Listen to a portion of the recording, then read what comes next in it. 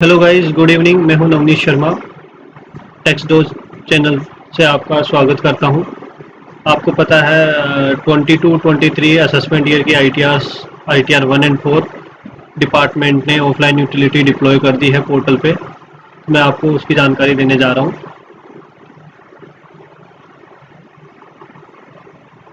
मैं अभी आपको यूटिलिटी मैंने ऑलरेडी डाउनलोड कर ली है। डाउनलोड्स में यहाँ पे दे रखी है।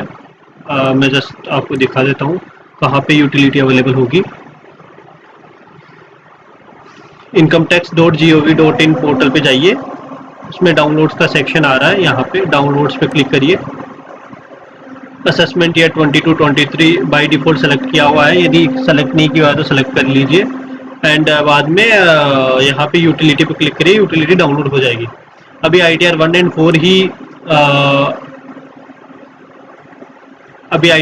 4 ही डिपार्टमेंट ने डाली है। 2-3 जल्दी आ जाएगी। एंड ये भी अभी ऑफलाइन यूटिलिटी डाली है, ऑनलाइन यूटिलिटी अभी तक प्रोवाइड नहीं करी है। तो मैंने यूटिलिटी ऑलरेडी डाउनलोड कर ली है। मैं जस्ट आपको दिखाता हूँ। तो I will just talk about what are the changes department has made for AY 22-23। Will just go through. It is getting opened. I hope everybody is doing well at their home or at office.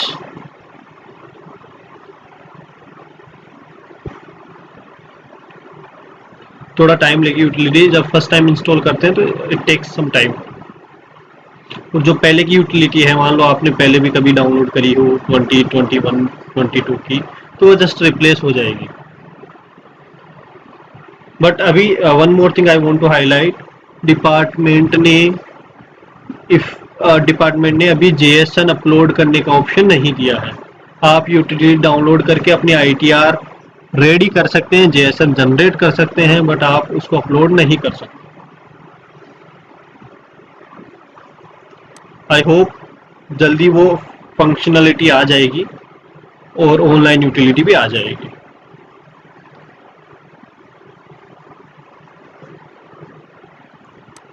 तो लो जी, ये offline utility open हो चुकी है। इसके लिए आपको कोई software की ज़रूरत नहीं है। पहले जैसे पुराने पोर्टल में आपको जावा के लिए जावा सॉफ्टवेयर चाहिए था, एक्सेल के लिए एक्सेल चाहिए होता था, बट इसके लिए कोई सॉफ्टवेयर की ज़रूरत नहीं होती है। इसका वर्जन रखा है 1.1.1 और ये कॉमन यूटिलिटी होती है, जो कि आपको पता है ITR 1, 2, 3, 4 की। Click on continue. Returns ITR for AY 22-23। Financial year आपका 21-22 हो जाएगा, जो कि अभी 31 मार्च 22 को एंड हुआ है। फाइल रिटर्न 3 ऑप्शन दिए हैं जो कि पहले भी थे। मैं आपको फिर भी ब्रीफ कर देता हूँ। रिटर्न्स जहाँ पे फाइल रिटर्न का ऑप्शन आएगा। ड्राफ्ट, यदि मान लो आपने कहीं पे थोड़े बहुत यूटिलिटी फिल करके यू लेफ्ट द सिस्टम और आपने क्लोज कर दी यूटिलिटी, तो फिर वो ड्राफ्ट में आपको JSON दिखेगी। सो मैंने कुछ फिल किया था, फिर मैंने बीच में छोड़ दिया था, तो यहाँ पे ड्राफ्ट में आ रहा है। I am going with file returns fresh filing के साथ। 3 ऑप्शन पहले भी थे, आज भी 3 ऑप्शन है। डाउनलोड प्रीफिल डेटा, जो कि आपकी जो भी डिपार्टमेंट के पास आपकी इंफॉर्मेशन है, TDS रिलेटेड, इनकम रिलेटेड, वो सब इस JSON में आ जाएगी। फिर वो JSON आप इसमें इंपोर्ट कर लेंगे। इंपोर्ट, यदि इंपोर्ट प्रीफिल डेटा तब यूज़ करना है जब आप प्रीफिल JSON पोर्टल से डाउनलोड कर लेते हैं and just you need to import here. और ये वाला ऑप्शन है जहाँ पे आपने JSON जनरेट कर ली है यूटिलिटी से। एक्सेल यूटिलिटी भी दी गई है कि कुछ ITRs की, ITR 5-6 की, and other ITRs also will be available if not available right now. तो वो दूसरे सिस्टम की JSON आप इसमें इंपोर्ट कर सकते हो। Let's say import prefill data, आपका JSON जो प्रीफिल JSON डाउनलोड करोगे पोर्टल से, वो आ जाएगा, डाउनलोड से डाउनलोड हो जाएगी। इससे किसी सिस्टम में, क्योंकि यदि खुद के सिस्टम में JSON बना के छोड़ रखिए तो ड्राफ्ट में आ जाएगी, बट यदि किसी सिस्टम से मेरे को इसमें इंपोर्ट करना है तो I will send through mail और एनी अदर कम्युनिकेशन मोड मैं इसमें शेयर कर दूंगा, then I will import to this mode. तो मैं अभी जा रहा हूँ, मैं अभी जाऊँगा इस मोड से, इंपोर्ट प्रीफिल डेटा से। मैंने अपनी JSON डाउनलोड कर रखी है।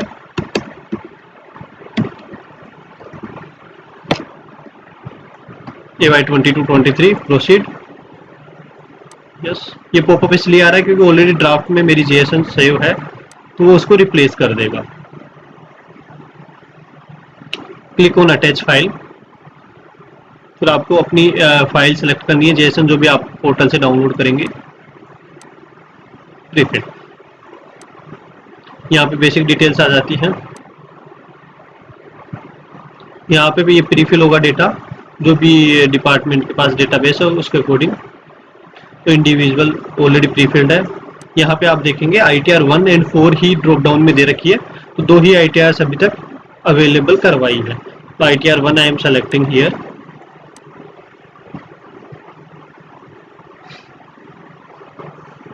Let's get started.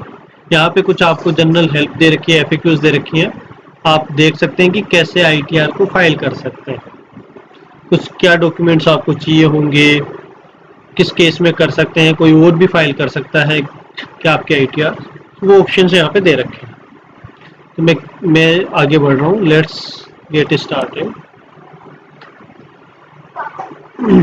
3 ऑप्शन दिए हैं यहाँ पर। देखो जी, ITR आपको फाइल करना कब मैंडेटरी है?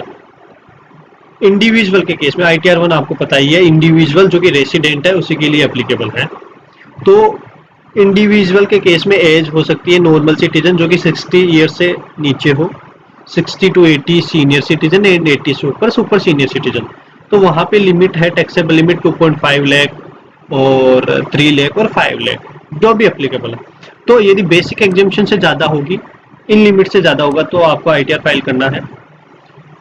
या फिर ये लास्ट ईयर का प्रोविजन आया था कि जहाँ पे आपको मैंडेटरी नहीं ITR फाइल करना because of this basic exemption limit, but आप यदि इन 3 कंडीशंस में आ रहे हैं, जहाँ पे आपका करंट अकाउंट में 1 करोड़ से ज़्यादा का अमाउंट डिपॉजिट हुआ है ड्यूरिंग द प्रीवियस ईयर, या फिर आपने 2 लाख से ज़्यादा का फॉरेन ट्रिप पे आपके लिए या किसी और पर्सन के लिए, रिलेटिव्स के लिए आपने एक्सपेंडिचर किया है, या फिर थर्ड कंडीशन जहाँ पे आपकी इलेक्ट्रिसिटी कंजम्पशन का अमाउंट 1 लाख से ज़्यादा है ड्यूरिंग द प्रीवियस ईयर, उस केसेस में आपको ITR फाइल करना मैंडेटरी है यदि आपके 1 रुपया भी इनकम ना हो।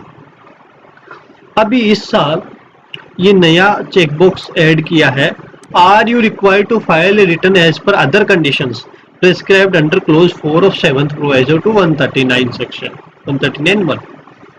तो मैं ये सेलेक्ट करूंगा। इसके बाद कुछ ड्रॉप डाउन आएंगे जो गवर्नमेंट ने नोटिफाई किए हैं इस सेक्शन में, इस क्लोज में एंड इस प्रोवाइजो में, तो वो ऑप्शन वहाँ पे देखेंगे। तो यदि फर्स्ट कंडीशन अप्लीकेबल नहीं होती टैक्सेबल लिमिट वाली, और नीचे की जो सेकंड कंडीशन में 139(1)7th प्रोवाइजो में जो 3 कंडीशंस अप्लीकेबल नहीं होती, बट यदि चौथी वाली कंडीशन अप्लीकेबल होती है, तो उस केस में भी आपको ITR फाइल करना पड़ेगा। तो यहाँ पे मेरा प्रीफिल डेटा फिल होके आ चुका है, जो भी नेम, आधार नंबर, बेसिक डिटेल्स प्रीफिल होके आ जाएंगी। आप कॉन्टेक्ट डिटेल्स में एड्रेस को अपडेट कर सकते हैं, कॉन्टेक्ट डिटेल्स को अपडेट कर सकते हैं। नेचर ऑफ एम्प्लॉयमेंट, दूसरा चेंज, पहले यहाँ पे ड्रॉप डाउन होते थे central government, state government, public sector undertakings and pensioners, others not applicable.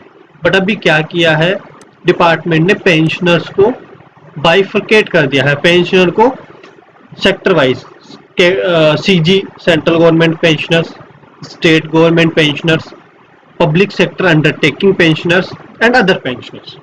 तो ये अभी बाइफर्केशन दे दिया है। इस बेसिस पे कुछ कैलकुलेशंस भी इम्पैक्ट हो सकती है। तो ये जस्ट बाइफर्केशन इसी वजह से किया है कि हम लोगों को, डिपार्टमेंट को पता चल सके कि वो पेंशनर कौन सी गवर्नमेंट के अंदर आ रहा है या कौन सी एम्प्लॉयर के अंडर में। तो मैं यहाँ पे अदर सेलेक्ट कर देता हूँ। Next important point for you, 22-23 assessment year के लिए आपको मैं ड्यू डेट्स बता देता हूँ। नॉर्मल ड्यू डेट है 31 जुलाई, तो आप within due date file कर सकते हैं 31 जुलाई 2022 तक। इसलिए ये 139(4) जो कि बिलेटेड रिटर्न है, उसका रेडियो बटन डिसेबल है। ये 31 जुलाई के बाद एनेबल होना चाहिए। और बिलेटेड रिटर्न फाइल करने की डेट है 31 दिसंबर 2022। रिवाइज रिटर्न की भी सेम डेट डिपार्टमेंट ने रखी है, लास्ट ईयर कोविड की वजह से उन्होंने एक्सटेंड कर दी थी। बट अभी आज की डेट में 139(1) की डेट है 31 जुलाई। यदि 31 जुलाई के बाद कोई फाइलिंग करेगा तो उसको लेट फीस लगेगी 234F में, तो 139(4) आ जाएगा। 139(5) हो जाता है रिवाइज का। तो यदि किसी ने ओरिजिनल फाइल कर दी है 139(1) में या 4 में, वो रिवाइज कर सकता है 139(5).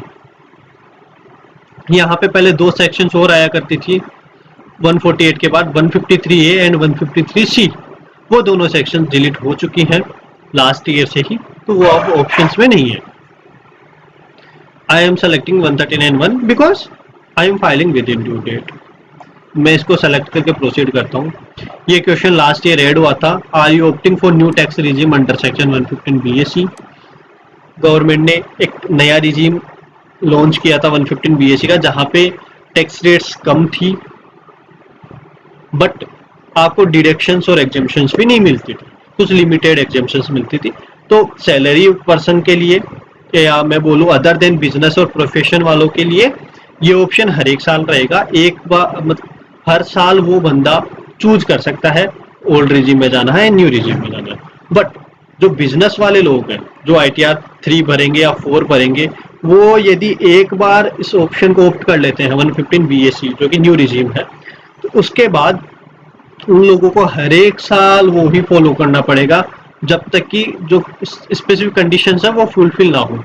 स्पेसिफिक कंडीशन मैं बोल सकता हूँ जैसे कि बिजनेस ही बंद हो गया उसका, तो उस केस में फिर बिजनेस की इनकम नहीं है तो वो फिर ऑप्ट आउट हो जाएगा, अदरवाइज उसको यही फॉलो करना पड़ेगा। तो बिजनेस वालों के लिए एक फॉर्म है, I think if I am not wrong, form का नाम है 10IE फॉर्म फाइल करना पड़ेगा बिजनेस वालों लोगों के लिए। बट जो ITR 1 और 2 फाइल कर रहे हैं जिनके बिजनेस की इनकम नहीं है, उनके लिए कोई फॉर्म फाइलिंग की रिक्वायरमेंट नहीं है to opt this section due regime. उनको जस्ट ITR में डिक्लेयर करना है। तो कुछ लोगों का जैसे क्वेश्चंस आते हैं कि जैसे जब एम्प्लॉयर TDS डिडक्ट कर रहा होता है तो ईयर जब स्टार्ट होता है उस टाइम पे एम्प्लॉयर भी डिक्लेरेशन मांगता है कि आप ओल्ड रिजीम में जाओगे कि न्यू रिजीम में। तो आप प्रोजेक्टेड स्टेटमेंट के बेसिस पे, प्रोजेक्टेड इनकम के बेसिस पे आप कैलकुलेट कर सकते हो कि आपके लिए 115 BAC बेनिफिशियल है या नहीं है, उस अकॉर्डिंग आप कॉल ले सकते हो। और यदि मान लो आपका TDS ज़्यादा कर जाता है, मान लो कि आपने नया रिजीम ऑप्ट कर लिया TDS के लिए जो कि एम्प्लॉयर को आपने डिक्लेयर किया था, तो आप चेंज कर सकते हैं। फाइनल जो ऑप्ट माना जाएगा वो माना जाएगा जब आप ITR फाइल करो। ठीक है जी, चलिए जी नेक्स्ट चलते हैं। फिर ये मैंने सेलेक्ट किया था यहाँ पे, are you required to file a return as per other conditions prescribed. तो यहाँ पे मैंने बोला था कि कुछ कंडीशंस गवर्नमेंट ने नोटिफाई करी हैं, उस केसेस में भी आपको फाइल करनी पड़ेगी। तो यहाँ पे ड्रॉप डाउन्स दिए हैं। एक है जहाँ पे बिजनेस के केस में है जहाँ पे आपका 60 लाख से ज्यादा का टर्नओवर होता है, तो वहां पे आपको ITR फाइल करना मैंडेटरी है। और इस केस में आप यहाँ पे एक वैलिडेशन भी है जो कि लॉजिकल है कि आप 60 लाख से नीचे के अमाउंट फिल नहीं कर सकते, 60 लाख भी नहीं करनी चाहिए। 60,000 हो गया, लाख हो गया 60 लाख, तो ये 60 लाख से ज्यादा होनी चाहिए अमाउंट।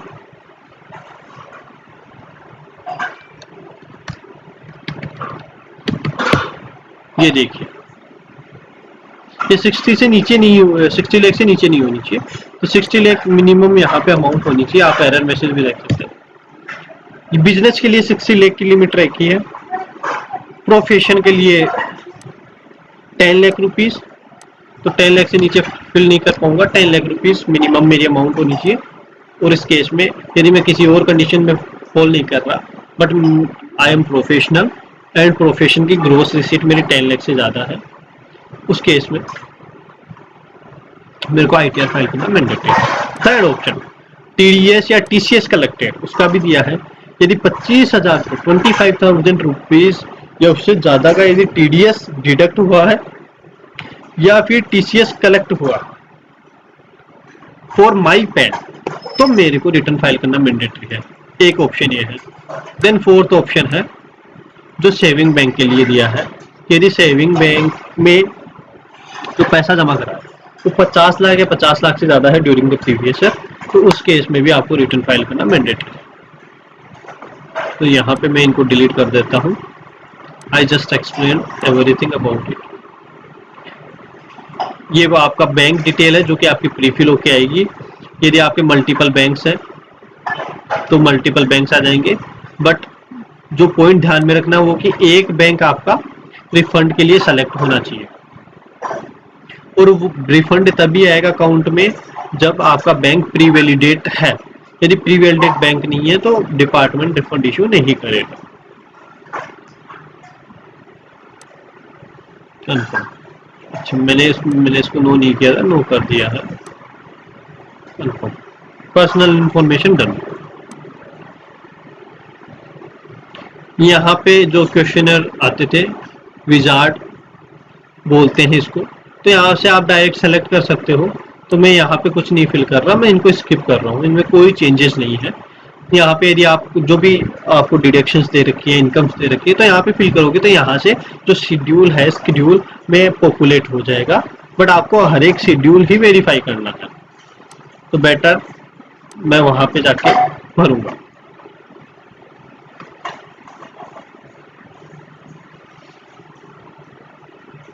यूटिलिटी थोड़ा टाइम ले रही है लोड होने में। तो ये सैलरी है,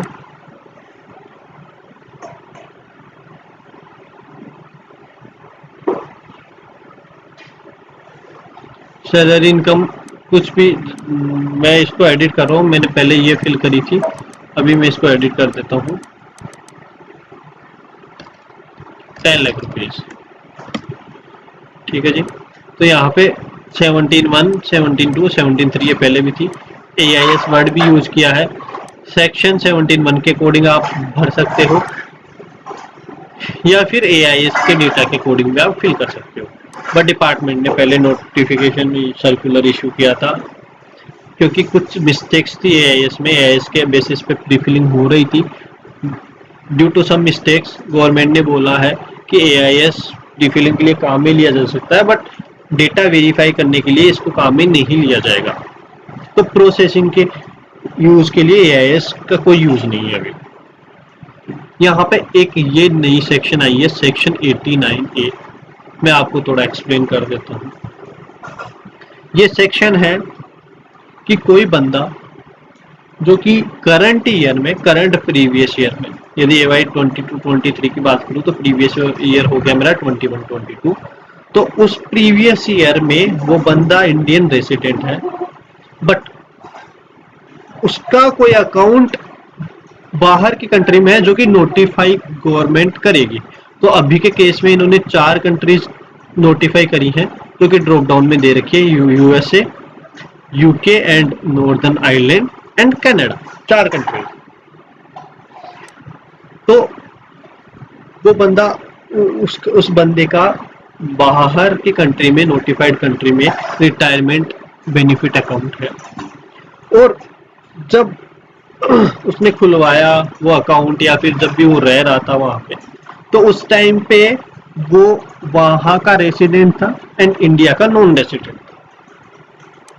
तो उसको यहाँ पे इनकम डिक्लेयर करनी पड़ेगी, और उस इनकम की उसको रिलीफ भी मिल सकती है। तो यहाँ पे मैं आपको दिखाता हूँ, जैसे मान लो 1 लाख रुपीज का मेरा इनकम हुआ रिटायरमेंट बेनिफिट अकाउंट से, जो कि मेरी नोटिफाइड कंट्री में थी।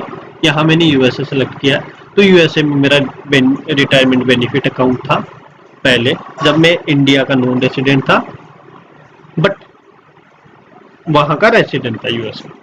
बट अभी इनकम अब हो रही है जब मैं रेसिडेंट हूँ, तो मेरे को यहाँ पे डिक्लेयर करनी पड़ेगी, क्योंकि मैं as if I am resident, तो रेसिडेंट के लिए ग्लोबल इनकम टैक्सेबल होती है, चाहे वो इंडिया में हो रही है इनकम, नहीं हो रही है, पैसा मिल रहा है, नहीं मिल रहा है, यदि वो इनकम है उसके लिए तो वो टैक्सेबल होगी। तो यहाँ पे मैंने टैक्सेबल कर दिया। फिर यहाँ पे रिलीफ, अच्छा जी, इसके अलावा मैं एक पॉइंट और है, यहाँ पे 2 पार्ट्स में इन्होंने डिवाइड किया। एक है रिटायरमेंट बेनिफिट अकाउंट मेंटेन्ड इन ए notified country under section 89A। एक है जो नोटिफाई नहीं है कंट्री, उनके केस में। तो यहाँ पे मैं 2 लाख रुपए भर देता हूँ।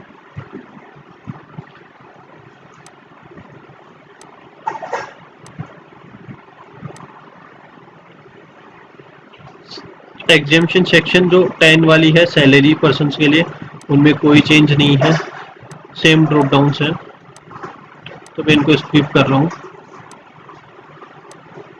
फिर अब यहाँ पे इन्होंने रिलीफ दी है, जो कि रिलीफ आपकी 89A में जो नोटिफाइड कंट्री है और उस कंट्री से इनकम हुई है उस इनकम से ज़्यादा नहीं हो सकती। तो मैं यहाँ पे यदि 1 लाख से ज़्यादा भरना चाहूँ तो ये अलाउ नहीं करेगा। देखो जी, एरर थ्रो कर कि जो इनकम आपकी नोटिफाइड कंट्री से हुई है उतनी ही आप रिलीफ, मैक्सिमम वही रिलीफ हो पाएगी। तो यहाँ पे मैं 10,000 की रिलीफ क्लेम कर लेता। ये मेरी नेट सैलरी आ गई। स्टैंडर्ड डिडक्शन जो कि मेरी 50,000 होती है नेट सैलरी, या 50,000 विच एवर इज लोअर, वो मेरी स्टैंडर्ड डिडक्शन होती है। एंटरटेनमेंट अलाउंस गवर्नमेंट्स की गवर्नमेंट एम्प्लॉयज़ को मिलता है, तो ये सेंट्रल गवर्नमेंट, स्टेट गवर्नमेंट, उन केसेस में ये वाला फील्ड अप्लीकेबल हो जाएगा। प्रोफेशनल टैक्स, ये यहाँ पे वैल्यूज प्रीफिल होके आ रही है, इसको मैं 0 करा देता हूँ। ये सबके लिए अप्लीकेबल है। जहाँ पे भी अमाउंट प्रोफेशनल टैक्स डिडक्ट कर रहा है, एम्प्लॉयर डिडक्ट कर रहा है, तो उस केस में आप फिल कर सकते हो, एज ए डिडक्शन आपकी वो क्लेम हो जाएगा। तो अभी मेरा सैलरी इनकम से 12,40,000 का नेट इनकम आ रहा है। तो ये हो गया सैलरी में। सैलरी में यदि मैं आपको ब्रीफ करूँ चेंज, तो 89A मेन चेंज यही है कि 89A का जो रिलीफ है तो उसका इनकम शो हो रहा है, जो retirement account, retirement benefit account से जो आया है 89A में जो कंट्रीज नोटिफाइड है उसके रिगार्डिंग, और जो नोटिफाई नहीं है उसमें। और आप जो नोटिफाइड कंट्रीज है वहां से यदि वो इनकम आ रही है तो आप उसके अगेंस्ट रिलीफ क्लेम कर सकते हो 89। ये मेरा सैलरी हो गया है। एचपी में कोई चेंज नहीं है, but I will just brief. HP में 3 ऑप्शंस आया करते थे पहले भी, आज भी। सेल्फ ऑक्यूपाइड, आपकी प्रॉपर्टी है खुद की, किराए पे नहीं दे रखी, तो इस केस में आप सिर्फ इंटरेस्ट क्लेम कर सकते हो। इंटरेस्ट की अमाउंट है मैक्सिमम 2 लाख रुपए। 2 लाख से ज़्यादा का आप क्लेम नहीं कर पाओगे, तो यहाँ पे मैं 2 लाख रुपीज़ डाल देता हूँ। ठीक है, ये पॉइंट है कि पहले जैसे किसी ईयर में मैंने प्रॉपर्टी दे रखी थी और उस ईयर में यदि रेंट रियलाइज नहीं हुआ, ठीक, तो अभी वो प्रॉपर्टी यदि सेल्फ ऑक्यूपाइड है और अब उस टेनेंट ने मेरे को रेंट पे कर दिया, तो अब टैक्सेबल हो जाएगा। उस टाइम पे वो लेस हो जाया करता है। ये लेट से यदि 1 लाख रुपए का मेरा रेंट है, 10,000 मेरा अनरियलाइज रेंट है जो वसूल नहीं कर सका मैं उस ईयर में, तो मेरा 90,000 ही ग्रोस रेंट मानी जाएगी, जो कि टैक्सेबल पर्पज के लिए यूज करी जाएगी। तो ये फील्ड टैक्सेबिलिटी के लिए काम आता है पिछले एरियर्स के लिए। सेल्फ ऑक्यूपाइड हो गया। लेट आउट, यदि आपने किराए पे दे रखी है प्रॉपर्टी तो इसमें डिटेल्स फिल कर दीजिए, कितनी रेंट रिसीव्ड है, रिसीवेबल है, वो अमाउंट आ जाएगी। कितना आपने म्यूनसिपल अथॉरिटीज़ को या लोकल अथॉरिटीज़ को टैक्स पे किया, जो हाउस टैक्स बोलते हैं। उसके बाद ये 30% ऑटोमेटिक डिडक्ट कर देगा as per provisions of act. और यहाँ पे इंटरेस्ट की कोई लिमिट नहीं है। यदि लेट आउट प्रॉपर्टी है या डीम्ड लेट आउट प्रॉपर्टी है तो वहाँ पे इंटरेस्ट की कोई लिमिट नहीं है। ये एरियर वाला मैंने ऑलरेडी एक्सप्लेन कर दिया। फिर है डीम्ड लेट आउट। ये है कि मान लो आपके पास 2 से ज़्यादा प्रॉपर्टी है, तो आप मैक्सिमम 2 प्रॉपर्टीज को as a self occupied consider कर सकते हो। यदि मेरे पास 5 प्रॉपर्टी है तो मैं 2 प्रॉपर्टीज को सेल्फ ऑक्यूपाइड कंसिडर कर सकता हूँ। 3 प्रॉपर्टी मेरे को डीम्ड लेट आउट माननी पड़ेगी, ऐसे माना जाएगा कि मैंने उसको किराए पे चढ़ा रखी है। तो सेम फील्ड्स हैं, सेम वैल्यूज आ जाएंगी कि जब मैं रिसीव नहीं कर रहा रेंट, बट उस एरिया के अकॉर्डिंग कितना रिसीव कर सकता हूँ वो वैल्यू यहाँ पे आ जाएगी, और जो भी अदर डेटा है वो आ जाएगा। तो इसमें कोई चेंज नहीं है, मैं कैंसिल कर रहा हूँ। फिर आते हैं जी अदर सोर्सेज में।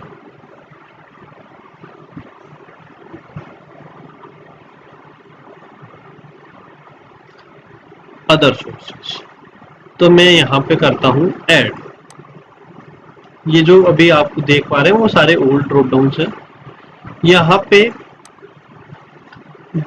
पिछले बजट में अभी अमेंडमेंट आया था आपको पता हो, आपने भी सुना होगा न्यूज़ में या फिर जब बजट आया हो कि पहले क्या होता था, यदि जो प्रोविडेंट फंड अकाउंट होता था, पीएफ अकाउंट,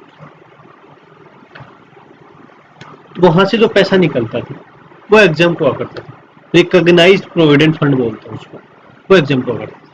बट अभी गवर्नमेंट ने क्या किया है, 21-22 के बाद, मतलब प्रीवियस ईयर 21-22 के बाद से जो भी इंटरेस्ट इनकम आएगी उस प्रोविडेंट फंड में, वो टैक्सेबल करी जाएगी यदि प्रोवाइड, यदि उस पीएफ अकाउंट में 2,50,000 रुपीज से ज़्यादा कंट्रीब्यूशन किया है एक साल में। बट वो किसी भी साल में हो सकता है 21-22 के बाद से। तो मैं एग्जांपल देता हूँ, अभी मान लो 21-22 ऑलरेडी एंड हो चुका है, ओके, फाइनेंशियल ईयर में यदि 22-23 में मान लो मैं 2,51,000 रुपये डिपॉजिट करवाता हूँ, तो उस पर जो इंटरेस्ट आएगा वो मेरे लिए टैक्सेबल होगा। ठीक है, ये यहाँ पे ड्रॉप डाउन ऐड किया है इन्होंने 10-11 का first proviso, first interest accrued on contributions to PF to the extent taxable as per first proviso to section 10-11। Second proviso है जहां पे एम्प्लॉयर पीएफ अकाउंट में डिपॉजिट नहीं करवा रहा, तो जो 2,50,000 की लिमिट है वो 5 लाख हो जाती है। यदि 5 लाख से ज्यादा का कंट्रीब्यूशन किया है किसी भी ईयर में, तो उस ईयर से फिर इंटरेस्ट चार्ज होगा। फिर आता है 10-12 है, first proviso and second proviso similar है, बट इनमें डिफरेंस है, ये है ईयर वाइज, जो ईयरली कंट्रीब्यूशन होगा उस पे जो इंटरेस्ट आएगा वो मेरा टैक्सेबल होगा।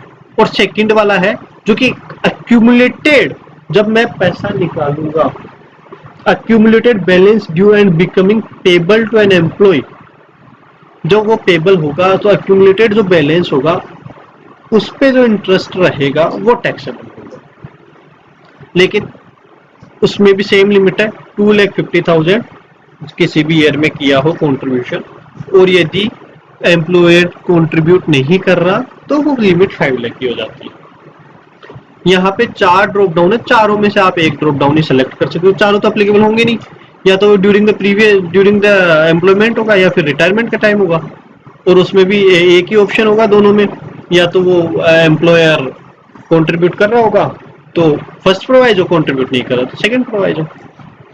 तो यहाँ पे कोई भी ड्रॉप डाउन सेलेक्ट कर लीजिए। 10 ये एक अदर सोर्सेज में चेंज किया है।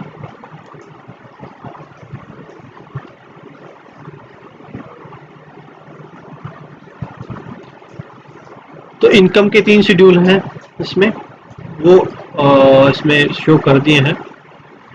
इसके अलावा जो रिटायरमेंट बेनिफिट वाला पार्ट है, यहाँ से मैं इसको डिलीट करता हूँ, मैं स्टार्टिंग से दिखाता हूँ। तो वो सैलरी में भी दिया है एंड अदर सोर्सेज में भी दिया है। तो हो सकता है यदि वो एम्प्लॉयमेंट की वजह से वो अकाउंट वहाँ पे है तो वो सैलरी में शो होगा, उसकी जो इनकम आएगी, और अदर देन एम्प्लॉयमेंट की वजह से होगा वो इनकम, तो वो अदर सोर्सेज में आएगी। तो यहाँ पे भी सिमिलर प्रोविजंस दिए हैं, वही कि 89A में जो कंट्री नोटिफाइड है वहाँ से इनकम आ रही है या फिर अदर देन नोटिफाइड वाले से आ रही है। तो यहाँ पे भी सेम पोर्शन दिया है, बट यहाँ पे एक चेंज ओवर है। जब आप 80, जैसे पहले क्या हो रहा था, डिविडेंड के केस में क्वार्टर वाइज ब्रेकअप मांगा जा रहा था कि जिस क्वार्टर से डिविडेंड इनकम अराइज हुई उस क्वार्टर से 234C का इंटरेस्ट लेवी होगा। तो सेम थिंग यहाँ पे क्वार्टर वाइज ब्रेकअप मांगा जा रहा है। तो रिटायरमेंट बेनिफिट अकाउंट से जब इनकम होगी, टैक्सेबल पोर्शन मतलब मान लो 1 लाख रुपए का मेरा इनकम है, बट 20,000 मेरा 89A की रिलीफ हो गई, तो 80,000 बैलेंस है वो टैक्सेबल होगा। तो टैक्सेबल इनकम का यहाँ पे बाइफर्केशन देना है, और उस बाइफर्केशन के हिसाब से 234C कैलकुलेट होगा।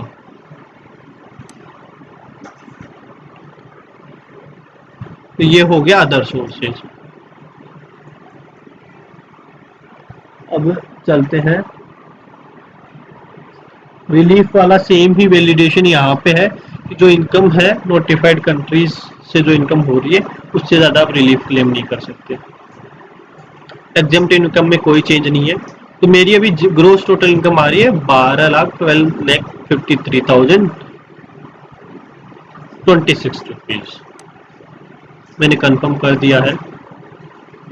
टोटल डिडक्शंस में कोई चेंज नहीं है, सेम सेक्शन है, ना कोई डिलीट हुई है ना कोई नई सेक्शन आई है। बट ATGGA जो सेक्शन थी पहले पिछले बजट में क्या था कि ATGGA में कट ऑफ डेट थी 1 जून 2020। यदि उससे पहले डोनेशन किया है 1 जून 2020 से तो 10,000 तक का कैश डोनेशन अलाउ हो जाता था, और उस डेट के बाद यदि कोई डोनेशन किया तो 2,000 की लिमिट थी। बट अभी वो डेट जा चुकी है, 21-22 फिनेंशियल ईयर अप्लीकेबल है, तो वो डेट का कॉलम हटा दिया गया है एंड लिमिट है तो लिमिट 2,000 की रह गई है, क्योंकि 10,000 वाला प्रोविजन ऑटोमेटिक डिलीट हो गया। तो यहाँ पे आप देखेंगे तो डोनेशन इन केस 2,000 से ज़्यादा यदि मैं पुट करूँगा तो वो क्लेम नहीं होगा, एलिजिबल अमाउंट मेरी 0 आएगी। 2,000 डालूंगा तो 2,000 में क्लेम कर सकता हूँ। तो एक एंट्री में फिल कर देता हूँ, ये डम्मी पेन है।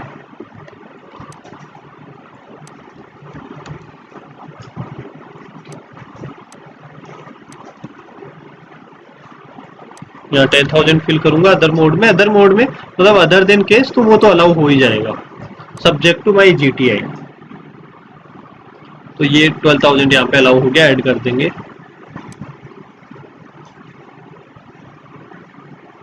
ATC की मैंने कुछ अमाउंट ऑलरेडी डाल रखी है और डिडक्शंस में भी डाल रखी है, तो टोटल मेरी डिडक्शन आ रही है 56,749।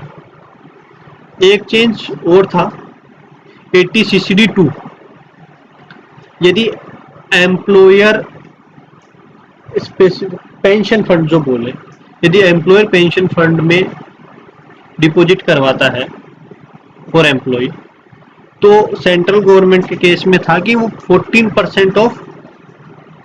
14% तक अलाउ होता था। 14% of salary under section 17(1) plus profit in lieu of salary as per 17(3) minus allowances. तो 17(1) और 17(3) की जो इनकम है उसमें से अलाउंसेज जो भी एग्जम्प्ट अलाउंसेज है सैलरी की, वो लेस करने के बाद जो अमाउंट बचेगी उसका मैक्सिमम 14% अलाउ होता था। बट पैरिटी लाने के लिए ये प्रोविजन सब सेंट्रल गवर्नमेंट के साथ साथ स्टेट गवर्नमेंट पे भी लगा दिया है। तो यदि एम्प्लॉय नेचर ऑफ एम्प्लॉयमेंट यदि सेंट्रल गवर्नमेंट है या अदर सेंट्रल गवर्नमेंट या फिर स्टेट गवर्नमेंट है तो उस केस में 14% अलाउ हो जाएगा, अदर केसेस में 10% अलाउ। तो ये मैंने आपको एक्सप्लेन कर दिया है ATCCD2। और ये सेक्शन वैसे भी ये एम्प्लॉयर जब होगा ही नहीं तो वो अप्लीकेबल नहीं होगी। तो जहाँ पे एम्प्लॉयमेंट है तो कोई भी एम्प्लॉयमेंट है अदर देन सेंट्रल गवर्नमेंट और स्टेट गवर्नमेंट एम्प्लॉय, वहाँ पे 10% होगा, और इन दो केसेस में 14%। टैक्सेस पेड, यहाँ पे TDS, आप यहाँ पे TDS शो कर सकते हो, TCS शो कर सकते हो, एंड कोई आपने advance tax self assessment tax पे किया वो शो कर सकते हो। तो इसमें कोई चेंज नहीं है। इसमें ये डेटा प्रीफिल होके भी आएगा, उसको आप एडिट कर सकते हो, वेरीफाई करके फिर सबमिट कर सकते हो। अब आ जाता है टोटल टैक्स लायबिलिटी। तो मैंने रिटर्न फिल कर दी है, डेटा मैंने फिल कर दिया, इनकम मैंने फिल कर दी, डिडक्शंस फिल कर दी, टैक्स जो पे किया वो फिल कर दिया। अब यहाँ पे लाइबिलिटी की बात आ जाती है, कितना टैक्स मेरे को पे करना है या फिर मेरे को रिफंड मिलेगा। तो ये मेरी ग्रोस टोटल इनकम हो गई, ये मेरी टोटल डिडक्शंस हो गई, ये मेरी टैक्सेबल इनकम हो जाती है जो कि GTI में से टोटल डिडक्शन लेस करने के बाद आती है। इस पे मैं स्लेब रेट अप्लीकेबल करूंगा। तो ये जो रिटर्न फाइल करी जा रही है ये है नॉर्मल सिटीजन्स के लिए, तो यहाँ पे स्लेब रेट 2,50,000 वाली लगेगी। तो यहाँ पे कैलकुलेशन भी दे रखी है, 5% ऑफ टोटल इनकम एक्सीडिंग 250, तो 12,500 रुपये 2,50,000 पे लग गई, अप टू 5 लाख रुपीज़। फिर 5 लाख टू 10 लाख 20% लग गई, तो वो हो गई 1 लाख, और 10 लाख से ऊपर की जो टैक्सेबल इनकम है उस पर 30%, वो ये अमाउंट आ चुका है। टोटल टैक्स मेरा टोटल इनकम पे ये आ गया है। उसके बाद यदि वो रिबेट होती है 87A की, तो ये रिबेट तभी मिलती है जब आपकी total income up to 5 lakh हो, तो आप 12,500 तक रिबेट क्लेम कर सकते हो। तो यहाँ पे अप्लीकेबल नहीं है क्योंकि आपकी टैक्सेबल इनकम वो 5 लाख से ऊपर है। फिर 4% इसमें हेल्थ एंड एजुकेशन से ऐड हो जाएगा। 89 की रिलीफ तब आती है जब अरियर्स या फिर एडवांस पे जब एम्प्लॉयर से अरियर मिलता है या एडवांस मिलता है, तो उस केस में 89 की रिलीफ क्लेम कर सकते हैं। जब 89 की रिलीफ क्लेम करनी हो तो फॉर्म 10 ही मैंडेटरी फाइल करना है, तभी रिलीफ अलाउ होगी, अदरवाइज रिलीफ अलाउ नहीं करी जाएगी। 234A तब लगेगा जब ड्यू डेट के बाद रिटर्न फाइल कर, तो 1% पर मंथ इंटरेस्ट चार्ज होता है, तो ये यहाँ पे 0 आ रहा है। 234B तब चार्ज होगा जब मैं एडवांस टैक्स में पे नहीं कर, यहाँ पे ये वाली अमाउंट आ रही है क्योंकि मेरी एडवांस टैक्स की लाइबिलिटी बनती है। एडवांस टैक्स की लाइबिलिटी तब बनती है जब मेरा टोटल टैक्स है माइनस में TDS TCS या फिर कोई क्रेडिट होते हैं, वो लेस करने के बाद 10,000 से ज़्यादा अमाउंट मेरा पेबल होता है, तो उस केस में एडवांस टैक्स की लाइबिलिटी आती है। 234C होता है जब शॉर्टफॉल होती है अमाउंट की एडवांस टैक्स पेमेंट की। 234C मीन्स एडवांस टैक्स पे करना होता है 4 क्वार्टर्स में। ड्यू डेट है 15 जून, 15 सितंबर, 15 दिसंबर, 15 मार्च, और एक जो 5th क्वार्टर भी बनाया गया है जो 31 मार्च है। तो यदि मैं किसी क्वार्टर में मेरे को पे करना था बट उस क्वार्टर में पे नहीं किया, वो डेफर हो गया, तो डेफरमेंट की वजह से यदि मेरे को कोई इंटरेस्ट लगेगा तो वो 234C लगेगा। ये भी 1% पर मंथ है। 234F मैंने बता दिया है, ये लेट फाइलिंग फी है, ये ड्यू डेट के बाद से चार्ज होगी। तो ये 5,000 रुपीज़ है टिल 31 दिसंबर। पहले ये 5,000 10,000 दोनों हुआ करती थी क्योंकि रिटर्न फाइलिंग की लास्ट डेट होती थी 31 मार्च ऑफ द असेसमेंट ईयर। मैं बिलेटेड या फिर रिवाइज रिटर्न 31 मार्च तक फाइल कर सकता था। तो अभी 31 दिसंबर तक फाइल कर सकते हैं, तो 5,000 रुपये है। और यदि मेरी टोटल इनकम 5 लाख रुपए तक है तो मैक्सिमम जो फी लगेगी वो लगेगी 1,000 रुपीज़। तो ये मेरा इंटरेस्ट फी आ जाता है। इसके बाद टोटल टैक्स फी इंटरेस्ट आ जाता है यहाँ पे।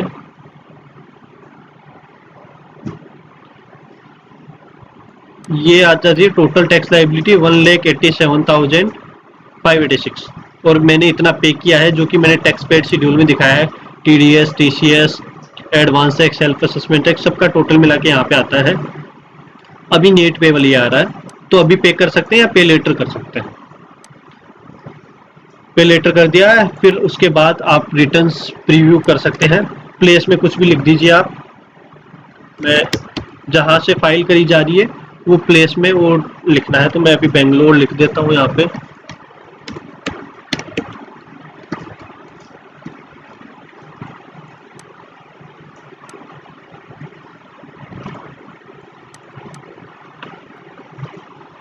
Proceed to preview. तो जो भी आपने डेटा फिल किया है सबमिशन के पहले आप उसको वेरीफाई कर सकते हैं प्रीव्यू में। उसको आप डाउनलोड भी कर सकते हैं, डाउनलोड पे क्लिक करके प्रिंट भी निकाल सकते हैं। यहाँ पे पूरा डेटा आ जाता है, इसको प्रीव्यू कर लीजिए, वेरीफाई कर लीजिए। फिर उसके बाद रिटर्न फाइलिंग की प्रोसेस स्टार्ट होगी। यहाँ पे कुछ एरर्स दिखा रहा है, इसमें प्री फिलिंग की वजह से कुछ एरर्स आ रहे होंगे। तो यहाँ पे जैसे इनकम टैक्स रिफंड का ड्रॉप डाउन एक बार से ज़्यादा आ रहा है, तो एक बार ही आ सकता है, क्योंकि यदि कोई भी इनकम है उससे रिलेटेड तो वो टोटल करके उसी ड्रॉप डाउन के सामने शो कर दो। तो मैं इसको डिलीट कर देता हूँ। यहाँ पे डिलीट लोड हो रहा है पेज, यहाँ पे इसको डिलीट कर देते हैं। हो सकता है अब थोड़ा इनकम चेंज हो जाए, इनकम और फिर टैक्स भी चेंज हो जाए तो पेबल अमाउंट में डिफरेंस आ सकता है। That is no issue. Confirm करके ये रेड बटन आ रहा है, यहाँ पे क्लिक करेंगे तो डायरेक्ट वैलिडेशन पेज पे पहुँच जाएंगे। तो मैं इस पर क्लिक कर रहा हूँ, अभी भी 2 एरर दिखा रहा है।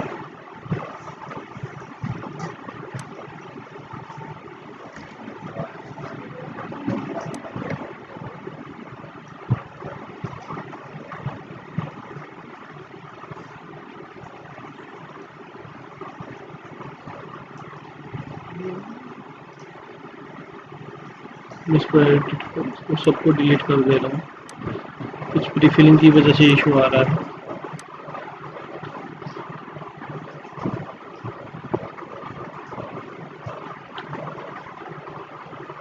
यूटिलिटी काफ़ी स्लो चल रही है। यहाँ पे मैं इनकम टैक्स रिफंड मान लो 100 रुपीज़ ऐड कर देता हूँ।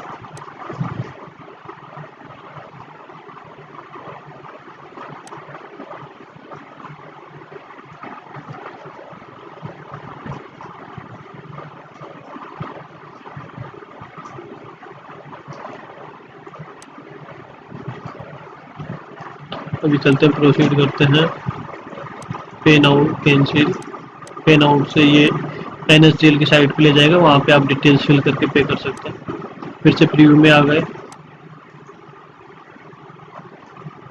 प्रीव्यू पेज पे आ चुके हैं। Proceed to validation. अभी भी 2 एरर आ रहे हैं, दोनों वाई। डाउनलोड JSON कर सकते हैं क्योंकि अभी फाइलिंग हो नहीं पाएगी, बट अभी JSON डाउनलोड करके आप सेव कर सकते हैं। जब फाइलिंग होगी तब उस टाइम पे आप इस JSON को पोर्टल पे अपलोड कर सकते हैं। यहाँ पे 604 दिखा रहा है, जबकि यहाँ पे कोई अमाउंट होनी ही नहीं चाहिए।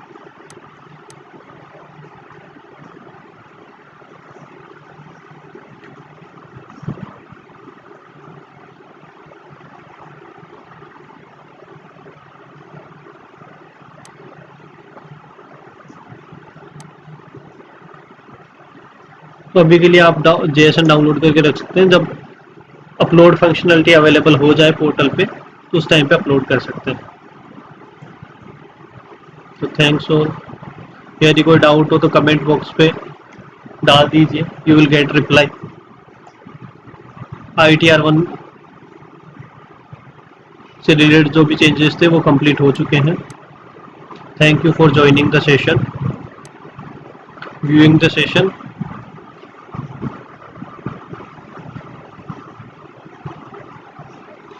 यदि आपको वीडियो पसंद आया तो आप इसको लाइक कर सकते हैं, चैनल को सब्सक्राइब कर सकते हैं। Thank you.